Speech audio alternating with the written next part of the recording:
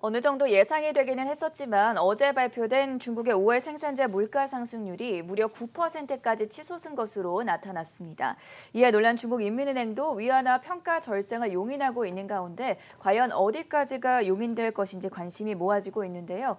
우리 입장에서는 이 중국의 물가가 원달러 환율을 비롯해 많은 분야에 영향을 미치기 때문에 오늘은 이 사안에 대해서 자세한 진단 들어보도록 하겠습니다. 한국경제신문의 한상춘 논설위원과 함께합니다. 안녕하십니까? 네, 안녕하십니까? 증시 앞날에 대해서 낙관론이 일색이었지만 한국도 그렇고 미국도 그렇고 어느 정도 그 분위기가 식어가고 있는 모습입니다. 이 부분 함께 살펴주시죠. 네, 오늘 그 월가에서는 한마디로 수수 꺾기 커넌드럼이라는 말이 네. 했는데요. 우리가 방송 전에도 우리 캐스터분끼랑 같이 해서 미국의 물가 지표도 좀 이렇게 안정적으로 나올 거다. 국채 금리도 오늘 많이 떨어졌지 않습니까? 네. 그러면 이제 통상적으로 보면 이 국채 금리가 이렇게 안정되면 나스닥을 지수를 중심으로 해서 이렇게 증시가 올라가야 되는데 3대 지수가 장 후반에 갈수록 이렇게 떨어졌느냐 하는 이 측면에서의 수꺾이다 이렇게 보시면 되겠습니다. 아마 두 가지 측면이 있지 않냐 생각합니다. 일단은 소비자 물가 관련해서 오늘 10일 날 이제 미국 시간으로 오늘 10일이니까 우리 시간으로 오늘 저녁 때 되겠죠? 발표되는데 항상 그렇습니다. 지수 자체에서 이렇게 보면은 관심이 높으면 다양한 시각이 많이 나오지 않습니까? 원래 관심사가 높으면 다양한 견해들이 많이 나오지 않습니까? 시청자분들도 그렇고 저도 10일 소비자 물가가 이렇게 주목하실 필요가 있다는 것도 방송을 좀 해드렸는데요. 워낙 다양한 시각이 나오다 보니까 증시장세에서 투자자들이 포지션을 취하지 못하는 네. 이런 측면에서 오늘 그 두 가지 새로운 사항이 나왔습니다. 하나는 지금 미국의 시장도 굉장히 혼탁한 양상을 보이고 있습니다. 이렇게 일론 머스크에서 움직인다든가 게임스톱 발문에 최근에 밈 문제라든가 그렇죠. 이런 문제에서 굉장히 투기장화되고 있습니다. 우리가 이제 누차에 말씀드렸습니다는 이렇게 코로나 이후에 돈이 많이 풀리는 과정에서 미국의 증시가 종전의 규제, 종전의 법률로 이렇게 투자자의 분위기를 안정시킬 수 있는 투자의 질서를 이렇게 형성시킬 수 있는 이런 쪽이 이렇게 쫓아가지 못하다 보니까 이런 법과 규범과 그다음에 투자자들 사이에 여기 투기꾼들에게죠. 요 사이에 법망을 피해가는 움직임들이 아마 미국의 증시를 전반적으로 혼란스럽게 했었고 그다음에 이 커넌드럼 뭐라는 얘기들이 많이 나왔었고 이런 측면이기 때문에 아무래도 경제 실상을 반영해서 예측이 어느 정도 가능해야 경제가 정상화가 되는 가운데 경제 행위들도 정상화되지 않느냐 네. 하는 이 측면이거든요. 그래서 캔들러 미국의 SEC 위원장 우리가 이렇게 모두에서 글로벌 탑뉴스에서 얘기 나왔습니다는 이런 새로운 행위들에 대한 법망을 피해가는 이런 규제 조치를 하겠다 하는 측면이 전반적으로 오늘 미국의 증시를 떨어뜨렸다 이렇게 보게 됐습니다. 그 측면이 하나가 나왔고요. 두 번째는 어제 6월 달도 벌써 10일에 지나고 있습니다. 시청자 여러분 이때 이렇게 되면은 항상 다음 달부로 발표되는 기업들 실적이 좀 예상치가 나오죠. 다음 달부터 발표되는 2분기의 실적이 되겠죠. 안 좋을 것이다. 여기서 안 좋을 것이라 하는 것은 코로나 극복 이후에 어닝 서프라이즈 폭이 결국 이제 예상치 대비해서 실적치가 좋게 나오느냐 그 폭이 클수록 주가를 끌어올렸는데요. 이제는 경제가 정상화되니까 네. 예상치도 실적자 비슷하게 나오거든요. 그러다 보니까 어닝 서프라이즈 폭이 7월부터 발표되는 2분기 실적의 어닝 서프라이즈 폭이 굉장히 적어질 것이다 하는 측면이 결국 우리가 얘기하는 차익 실현, 고점 대비해서 차익 실현 이런 측면이 나왔다 이렇게 보게 됐습니다. 그리고 미국의 성장률도 속속 발표되고 있는데요. 2분기 성장률이 가장 클 것이다.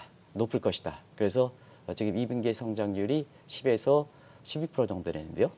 투자자 하는 입장에서는 2분기 끝나면 6월이 끝나는 겁니다. 이미 이렇게 투자자 입장에서는 지금의 포지션은 3분기, 4분기 미국의 미니리 사이클 상의 성장률이 어떻게 될 것이냐 하는 측면이거든요. 그런 측면에서는 2분기 성장률이 고점을 이렇게 돼서 단기적으로 키친 파동이든가 단기적으로 보면 성장률은 3분기서부터 될 것이다 하는 이 측면이 반응했다 이렇게 됐습니다. 결과적으로 보면 세계 증시에서 이달 들어서 빠르게 식어가는 모습 이런 것을 계속해서 국내에서도 시가총액이라든가 이런 것을 좀 미리미리 말씀드리고 있는데요. 이런 것이 전반적으로 더 확실하게 나타나는 국면이었다 이렇게 보겠습니다. 어제는 낙관론에 젖어있던 코스피 지수가 큰 폭으로 떨어진 데 반해서 또 가장 화두가 됐던 부분이 중국의 생산자 물가가 폭등한 것입니다. 이 연관성은 어떻게 찾아볼 수 있을까요? 이 또한 오늘 미국의 기업들의 어닝 서프라이즈 폭을 줄어들 것이다 하는 네. 이 측면을 더 강하게 작용했던 것이 어제 중국의 생산자 물가 통계가 아닌가 생각합니다. 예. 앞서 이렇게 보시는 분은 생산자 물가가 양호하게 나왔다는데요. 전혀 그렇지는 않습니다. 중국 인민은행이 이렇게 그 다스리는 이렇게 보면 전혀 이렇게 그렇지 않았다는 걸 말씀드리겠는데요. 우리가 4월 달에 미국의 중국의 생산자 물가 통계, PPI 통계가 전년 동월비 6.8% 굉장히 인프레 서프라이즈가 나와서 이 문제를 좀 말씀드린 적이 측면이 있습니다. 근데 문제는 그때 당시에도 소비자 물가 상승률이 0.9% 정도 나왔거든요. 시청자를 한번 보겠습니다. 항상 생산자 물가가 소비자 물가 낮게 나와야 됩니다. 근데 최근의 추세 보면 미국도 그렇습니다는 중국도 생산자 물가가 소비자 물가 높게 나옵니다. 이 측면이거든요.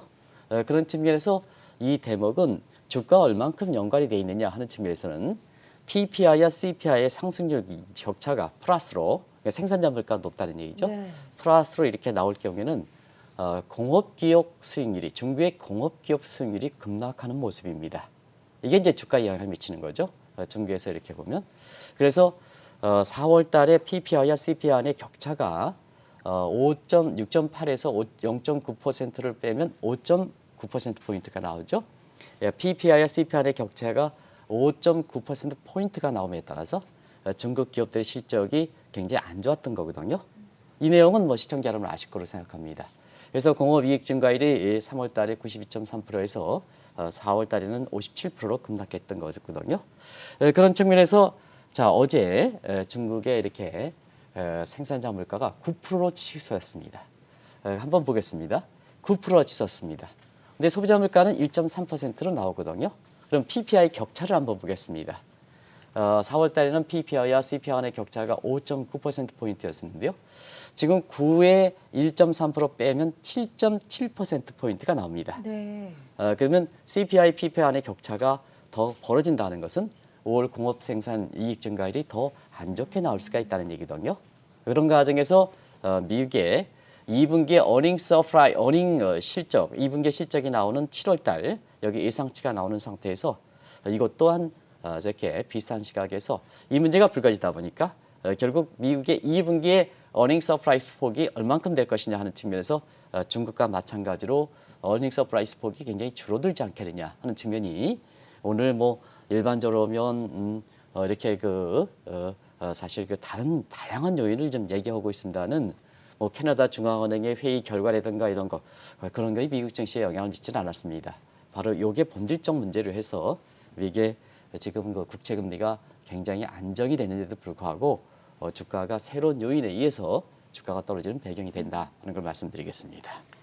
어제 중국의 5월 생산자 물가 급등 소식에 가장 당혹스러워했던 입장이 바로 중국 인민은행 아니었습니까? 네, 중국은 생산 물가 이렇게 올라가면 네. 소비자 물가에 전가되고 그다음에 생산자 물가 이렇게 올라가면 기업들 입장에서는 그만큼 앞서 말씀드린 그 공업 이익이 감소하기 때문에 네. GDP 성장률에 영향을 미치지 않습니까? 그렇기 때문에 중국 인민은행이 사실상 위안화 평가 절상 쪽에 용인할 수밖에 없는 분위기가 된다 이렇게 보겠습니다.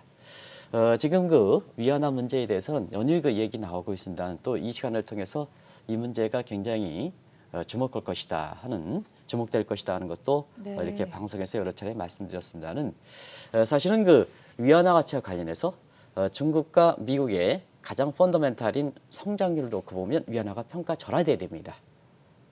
절하돼야 됩니다. 왜냐하면 우리가 중국의 성장률이 지금 1분기뿐이 안 나왔지 않습니까? 1분기를 놓고 본다면 미국의 통계 방식대로 이렇게 전분기 대비 연율로 통계 방식을 통일시켜서 이렇게 보면 미국의 성장률이 1분기에 6.4%고 중국이 지금 시청자분이 많이 얘기하는 19%는 전년 동기입니다.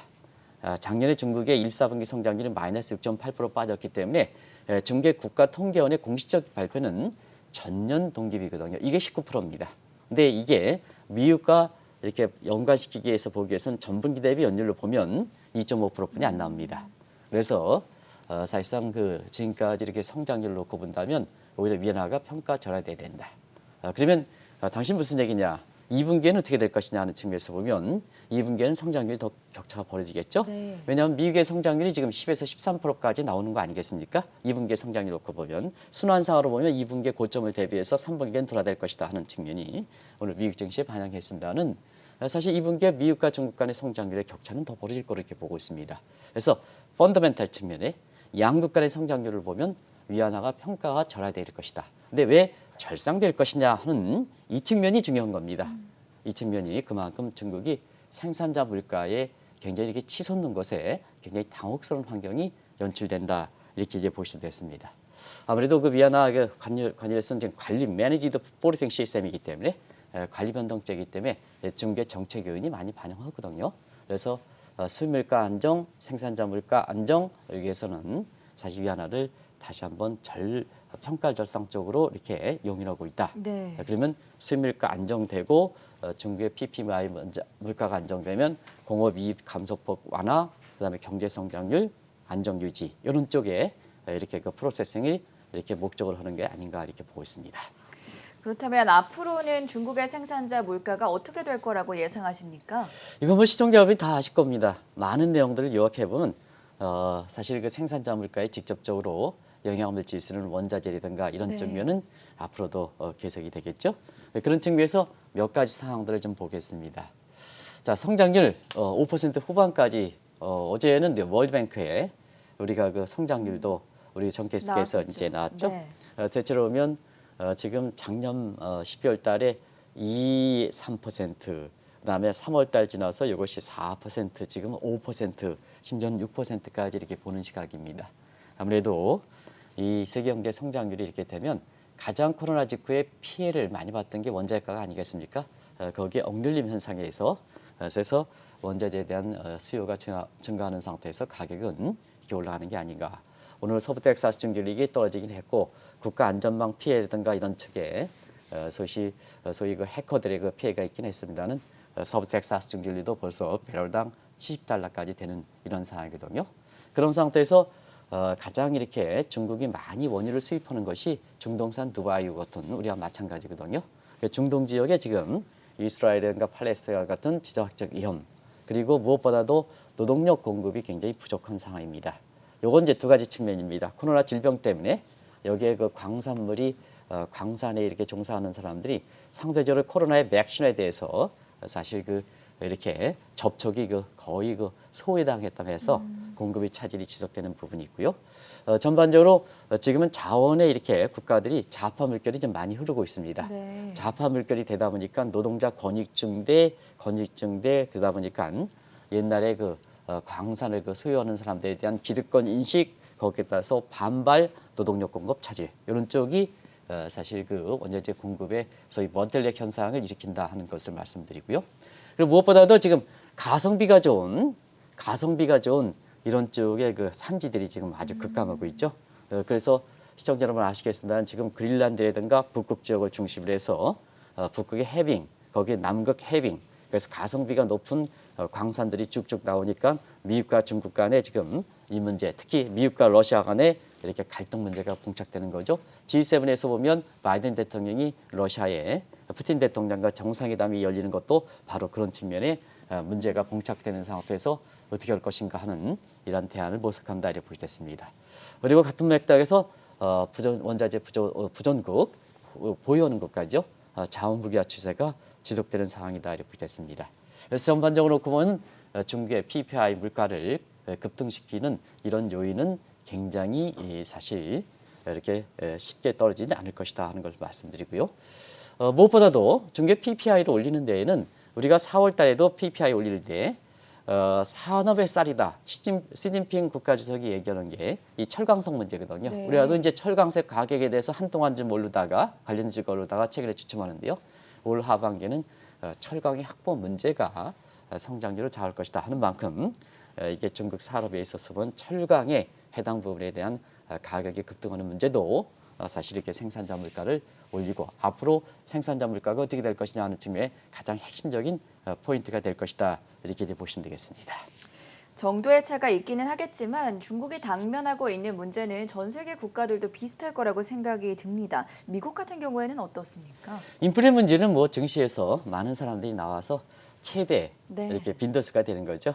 그래서 돈 풀고 경제가 빨리 사실 그 전염성에서 인슐레이션 됐던 절연됐던 게 디스다이카타가 서로 붙이니까 돈 문이 푸는 게서 성장률이 빨리 되다 보니까 인플레 문제는 실제 여부와 관계없이 빠르게 이렇게 올라가고 있다, 이렇게 우려되고 있다 이렇게 볼 수 있습니다.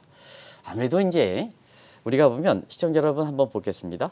물가 문제는 가장 먼저 접촉점이 절연에서 연계니까 기업들의 물가가 중요한 거거든요. 그래서 생산자 물가가 빠르게 올라가는 겁니다. 이번에 같은 경우는 그것이 이제 소비자에게 전가하는 이렇게 생산자 물가가 되면 중국이라든가 미국의 이익 증가율이 감소되면 채산성 확보, 이익 증가에서 소비자에게 전가하는 거거든요.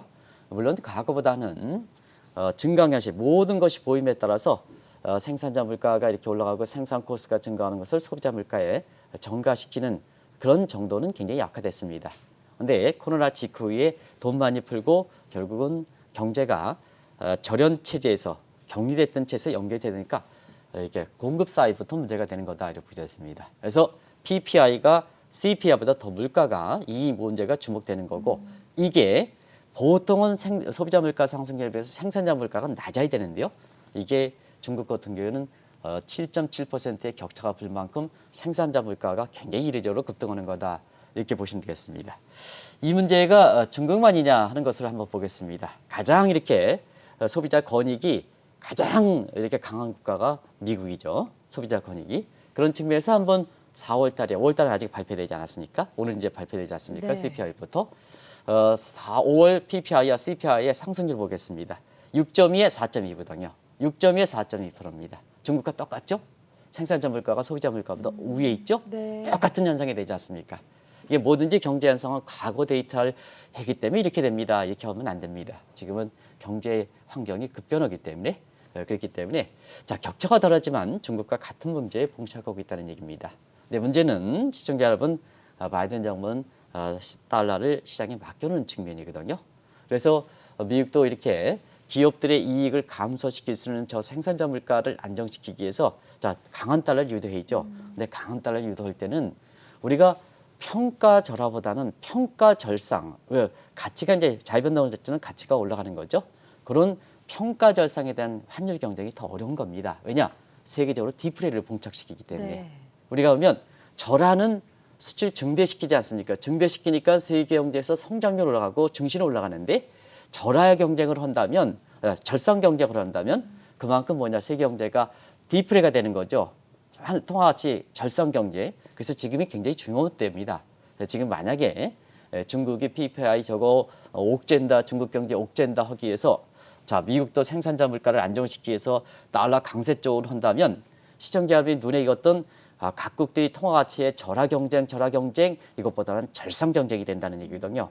그리고 모처럼 코로나에 의해서 세계 경제가 조금 올라가는데 절상 경쟁해 그러면 수출이 안 돼 세계가 위축된데 그대로 떨어져. 네. 이게 이런 새로운 현상이 발생되는 거거든요. 그런 것을 항상 시청자 여러분한테 새로운 움직이니까 오늘 증시가 왜 떨어졌느냐 이렇게 해서 그래서 증시의 본질적 요인을 얘기 않고 뭐 이렇게 캐나다 중앙은행 이렇게 얘기하면 굉장히 주가가 떨어지는 법의 본질을 어제도 마찬가지입니다. 똑같은 얘기를 해드립니다는 어제도 국내 증시의 코스피가 한 30포인트 넘게 떨어졌지 않습니까? 네. 뭐 코스피 지수가 괜찮다 하는 이런 진단이 있었습니다는 떨어지지 않습니까? 그런 새로운 현상들이 나오고 있다 이렇게 보겠습니다. 다행인 것은 미국은 이렇게 PPI 안정시키기 위해서 달러 강세는 용인하지 않는다. 바이든 정부입니다. 그러면 이제 우리가 관심은 자 중국이 이제 PPI 안정시키기 위해서 자 위안화 평가 절상을 용인한다면 자 절상폭만큼 미국의 입장에서는 절하될 수 있느냐? 왜냐 달러 위안화가 평가 절상이니까 상대에서 위안화 미 달러는 절하가 돼야 되죠. 네. 절하가 돼야죠. 절하적인 측면에서는 물가적인 측면에서는 달러를 위안화 평가 절상에 용인할 수 있을 정도로 달러가 약세될 수 있는 이유는 충분하다. 아시겠습니다는 인플레 지속 여부에 대해서는 미국보다 중국보다 미국이 단기에 그칠 가능성이 있기 때문에 그렇다 하는 걸 말씀드리겠습니다.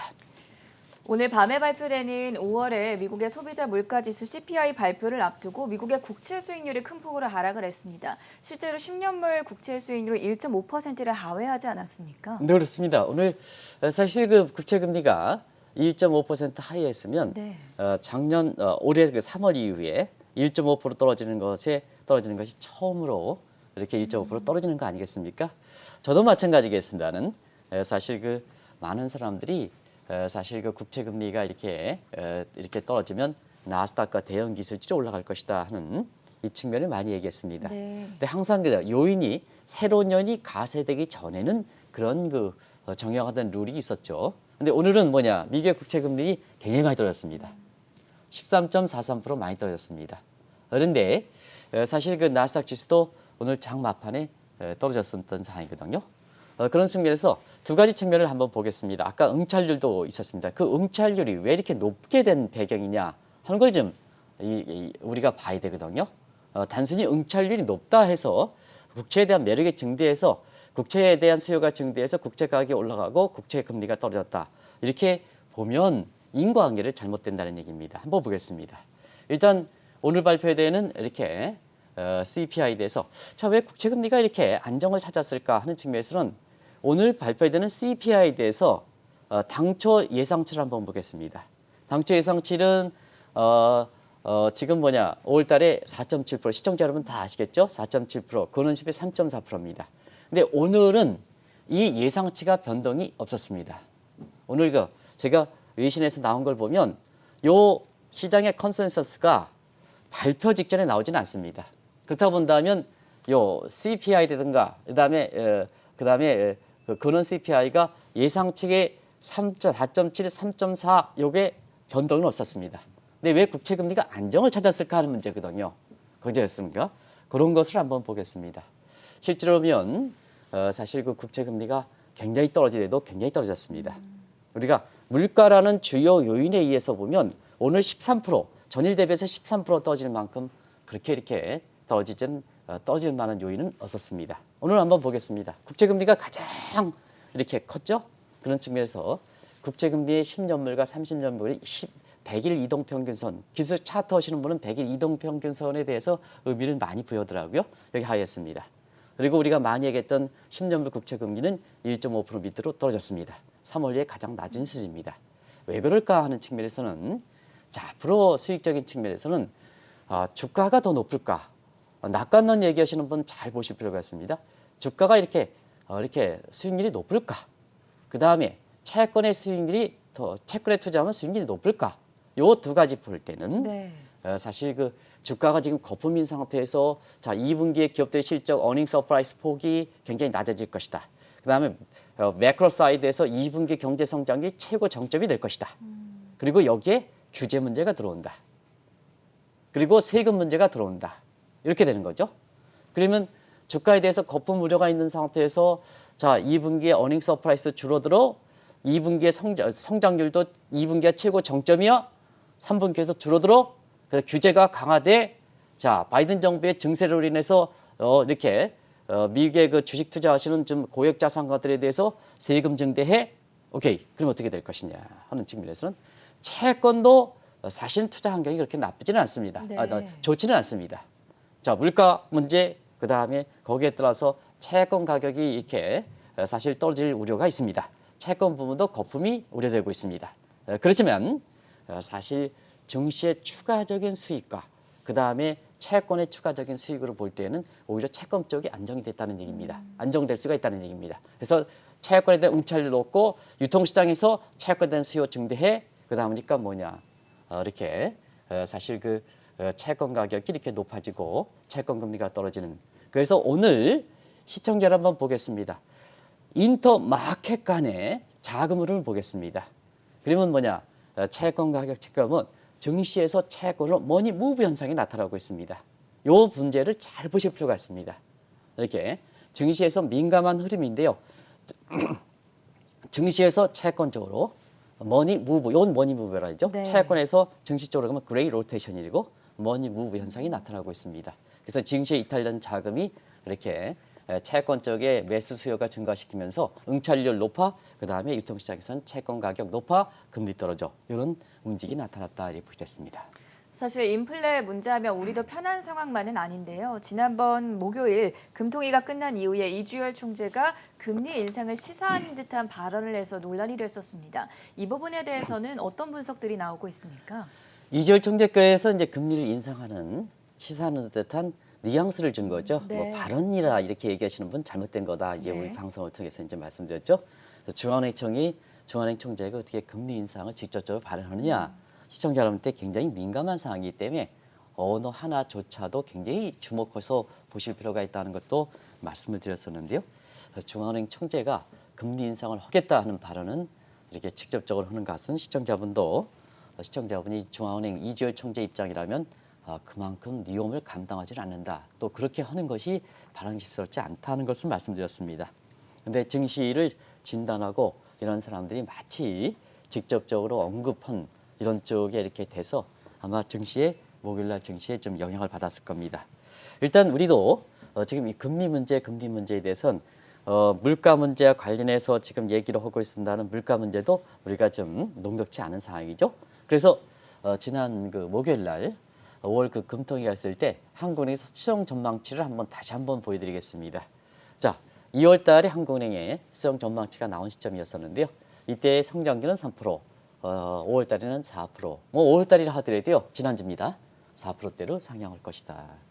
어제 월드뱅크는 이거보다 좀 더 올라갈 거를 이렇게 봤죠. 4.3%까지. 그러니까 물가 상승률은 이게 이제 성장률의 상향 조정폭 치고는 물가 상승률의 상승폭은 상당히 적었습니다. 그러니까 우리 예측 기관들을 보면 우리 한국 경제 성장률에 대해서 성장률의 이렇게 상향 조정폭 대비해서 소비자 물가 상승률의 상향 조정폭 보면 한국은행이 좀 적었습니다. 이 대목도 좀 시청자 여러분 염두에 두실 필요가 있다. 그만큼 여러 가지 통화정책 시사점에서 오히려 이주열 총재라든가 그 한국의 금통위원들은 물가 문제를 생각한다면, 왜냐하면 한은법에서는 고용창출 문제가 아직 제1의 목표로 들어간 상태는 아니거든요. 그럼 전통적으로 지금 한은법 개정에서 물가 목표에 고용창출 목표 들어가라 안 된다 하는 입장에서 중시하는 물가의 그렇게 안정 목표를 이렇게 본다면 왜 이랬을까 하는 측면에서 아마 시청자 여러분이 오히려 금리 인상보다는 물가 안정 쪽에 무게를 둬서 아마 금리를 인상하는 듯한 이런 뉘앙스가 이렇게 됐습니다는 사실은 진위적인 측면에서는 이렇게 누가 이렇게 페드의 인사들의 속마음은 어떨까 하는 이 측면인데요. 네. 저도 이렇게 페드 인사들보다는 우리 금통위원들도 제가 하는 동기들도 이제 그 금통위원들이 있으니까 속마음을 읽기가 더 좋겠죠. 그런 측면에서는 속마음은 좀 물가가 안정되기를 바라는 심리가 아닌가 생각합니다. 그런데 이렇게 금통위가 끝나고 나서 앞서 그렇게 자막에서 나왔습니다는 10월, 11월 금리를 마치 올린다 하는 이 측면에서 나오고 있는데요. 한 가지 분명히 말씀드리면 지금은 가계부채가 위험 수준에 있습니다. 시청자 여러분, 가계부채가 위험 수준에 있을 때는 금리를 올리면 그 가계부채 쥐약이 되는 겁니다. 특히 이렇게 영끌하고 비트하신 젊은 사람들한테 굉장히 한계상에 몰리는 사람한테 직접적 타격이 되는 겁니다. 우리가 가계부채를 줄이기 위해서 금리를 올려야 된다. 그거는 가계부채가 위험 수위가 도달하기 전에 선제적 조치죠. 이미 한국의 가계부채가 위험 수위가 넘었을 때는 금리를 올리면 정말로 젊은 층이라든가 이런 한국 사회에서 미래를 걸머져야 될 사람들한테 충격을 준다 하는 게 보시면 되겠습니다. 그래서 물가 안정 차원에서 금리를 인상을 얘기하는 것은 지금 상태에서 바람직스럽지 않다는 것을 꼭 좀 말씀드리겠습니다. 한번 보겠습니다. 그래서 가계 위험 수위가 이렇게 이미 위험수가 될 때는 금리를 올려서 이걸 잡겠다면 그건 잘못된 거다. 두 번째는 미국보다 먼저 인상할 수 있다. 이것도 잘못되는 겁니다. 지금 세계 중앙은행 입장에서는 사실 미국의 역할이 더 커졌습니다. 두 가지를 보겠습니다. 지금 미국의 위상이 얼마큼 크냐 하면 한국은행의 금통위원들도 다 파악하시겠습니다는 세계 금융시장의 중심지인 영국이 브렉스 문제로 인해서 영국의 런던 시티 오브 런던 같은 경우는 굉장히 하락되고 있습니다. 이 자금들이 어떠냐? 유럽 내에서는 주식은 프랑스 파리, 베네스 항구, 채권은 독일의 프랑크푸르트 가고 대부분 다 그 자금들이 뉴욕으로 집중되고 있습니다. 그리고 그런 과정에서 런던 같은 경우는 지금 시카 공포가 우려될 만큼 텅텅 비고 있습니다. 그럼 이제 많은 분들이 홍콩 한번 보겠습니다. 그러니까 홍콩 같은 경우에는 네. 한국에서 홍콩의 국내 금융사들이 많이 진출했는데 이게 퇴출을 하지 않고 있다. 왜 퇴출을 안 하느냐? 한 문제에서 우리 현 정부 입장에서는 자, 중국 문제 생각하지 말아라. 국내 증권사들이 홍콩에 갔던 이런 그 증권사는 서브트렌딩 퇴출을 유도시켜야 된다. 근데 이 문제 또 한번 말씀드렸습니다. 근데 지금 홍콩이 공신률이 아주 치솟고 있습니다. 왜 그럴까? 홍콩이 지금 내정 간섭 이런 문제에서 지금 홍콩에 소재 있는 다국적 기업이라든가 금융사들이 전부 싱가포르라든가 아니면 본국으로 이동하고 있습니다. 홍콩이 이렇습니다. 홍콩 어떻습니까? 세계에서 보면 아시아의 그 금융 허브지 않습니까? 그래서 국제 금융 허브를 하는 런던, 그다음에 아시아의 금융 허브를 하는 홍콩 하는 입장에서는 여기가 사실상 비어간다. 그런데 한국의 금융사들은 마지막까지 연연하고 있다. 이거 어떻게 될 것이냐? 결국 중국으로 홍콩이 흡수하는 정도는 더 빠르다. 이게 북향자금이라고 말씀드렸어요. 북향자금 말씀드렸습니다. 이런 상태에서 미국이 국제금융 중심지에 자 런던에서 브렉시트에서 자금이 들어오는 측면, 홍콩에서 자금이 들어오는 측면 위상이 더 강화됐을 때는 우리가 선도적으로 주도적으로 미국보다 먼저 금리 인상을 물론 경제 여건이라든가 이런 측면에 다 국제적으로 보면 지금처럼 레벨 플레이니 필드가 된 상태에선 우리가 먼저 단행하는 것은 이렇게 우리가 긍정적 측면보다는 부정적 측면이 더 네. 강하다 하는 것을 말씀드리겠습니다. 그래서 오늘 말씀드리는 인플레가 한국은행 시장에서는 인플레 안정이 이렇게 목적이라면 오히려 거꾸로 금리 인상보다는 뭐 똑같은 시각이긴 합니다. 금리 인상도 원화절상이고 근데 다이렉트 변수는 원화절상 이쪽이 오히려 우리는 물론 시장에서 움직이는 패턴에 가지고 되긴 자유 포르팅 시스템보다는 원화절상 쪽으로 이렇게 가는 것이 오히려 금리 인상보다는 더 바른 정책이다 하는 것을 말씀드리겠습니다. 만약에 중국이 생산자 물가를 안정시키기 위해서 위안화 평가 절상을 용인해 나간다면 원달러 환율에는 어떤 영향을 미칠 것으로 보십니까? 아무래도 이제 위안화와 원화 간의 상관관계는 많이 떨어지긴 했습니다. 네. 작년 9월 달까지만 하더라도 이렇게 기관에 따라 우리가 상관계에서 추정하는 기간을 어떻게 설정하느냐에 따라서 다르긴 합니다는 우리가 코로나 이후에 이렇게 작년 9월까지 보면 위안화 원화 간의 상관계수가 0.9 정도에서 지금은 0.5, 0.6로 많이 떨어지긴 했습니다. 네. 그러나 위안화 평가 절상은 원화의 사실 그 원화의 원화 가치를 상승시키는 우리는 이제 플로팅 시스템의 절상이라고 하는 표현을 안 쓰죠. 그래서 원달러 환율을 하락시키는 미달러의 원화를 이렇게 떨어지는 요인을 작용하고 있다. 이렇게 이제 보시면 되겠습니다. 그러면 중국이 이제 생산자 물가를 잡기 위해서 또 공업이 감소폭을 잡고 성장률의 감소를 떨어지는 것을 방지하기 위해서 위안화가 평가 절상을 용인하는 분위기에 따라서 원화가 강세가 되는 국면이 쉽게 누그러지는 어렵다 하는 측면을 말씀드리는데요. 한 가지 말씀드리겠습니다. 우리가 이제 사실 그 현 정부가 집권의 그 마지막이긴 하지만 중국에 진출한 한국 기업들이 정말 어려움을 당하는 것 같습니다. 자, 중국이 지금 이렇게 그 생산자 물가가 올라가 위안화 평가 절상대 바이든 정부는 미국과의 이렇게 미국과의 그 마찰에서 더 중국을 옥죄이기로 나가서죠. 옥죄이기로 나간 상태에서 중국에 진출해 있는 한국 기업들 있잖아요. 한국 기업들이 자, 현 정부는 아직도 친중국 정책하니까 오가지도 못하는 상태거든요. 그래서 중국에 진출한 기업들이 오중과에 시달리고 있다. 네. 이것이 베트남이라든가 뭔가 이런 쪽으로 좀 한국에 들어오긴 더 생산 코스트 측면에서 더 어렵고 노조 측면에서 더 어렵니까 이걸 좀 베트남이라든가를 유도시켜야 되는데요. 유도시키는데 그게 정부 역할이 중요하거든요. 문재인 정부의 역할이 중요하거든요. 그건 정부 역할이 중요한 거거든요. 근데 정부가 친중국인데 세계 추세는 미국으로 가니까 여기에서 과도기적인 상황에 이렇게 돼서 포지션을 못 잡다 보니까 결국 당하는 거는 기업들이 당한다 이렇게 보여졌습니다. 그래서 중국의 생산자 물가는 한국의 중국에 진출한 기업들도 문제가 되고 있다 이렇게 보여졌습니다. 이걸 좀 소프트를 이제 연장시켜서 베트남이라든가 인도라든가 업종별에 따라서 이렇게 유도시키는 정부의 노력이 필요하다 하는 걸 말씀드리겠습니다. 정부가 하기가 어렵다고 그 기대가 하자면 우리가 지금 각종 이게 단체들이 있는데요. 정경련이라든가 아니면 서울상공회의소라든가 그리고 중견기업연합회라든가 최근에 많이 각광을 받고 온 한국산업기술협회라든가 이런 쪽에서 협회 차원에서도 이런 좀 압력 단체를 좀 형성해서 민간 쪽으로 중개 진출한 기업이 얼마나 한국 기업이 많습니까? 네. 이걸 소프트 랜딩 시키는 시각이 좀 필요하다는 걸 말씀드리겠습니다. 그리고 마지막으로 달러 투자는 지난번에 달러가 일시적으로 1136원 올라가다 보니까 자, 한국의 달러 야유금 잔고 높여. 그다음에 증권사를 중심해서 달러 예금 더 투자해. 근데 지금은 그때 대비해서 원달러 환율이 많이 떨어졌지 않습니까? 항상 똑같은 얘기를 반복해 드리겠습니다. 환율 문제이기 때문에 달러 단독 투자는 이렇게 어렵다. 코로나 이후에 증권사 소속돼 있는 금융사 회장이 기축통화뿐이 없다. 달러가 높다. 달러 가치가 없다. 달러 투자하세요 하는데 가장 실패했습니다. 1285원에서 1080원까지 폭락을 해버렸습니다. 이런 것을 되새길 필요가 있다 하는 것을 말씀드리겠습니다. 네, 오늘은 중국의 생산자 물가지수 급등과 그리고 인플레이션 충격이 국내외 경제에 미치는 영향에 대해서 자세하게 다뤄봤고요. 지금까지 한국경제신문의 한상춘 눈설위원이었습니다. 고맙습니다. 네, 고맙습니다.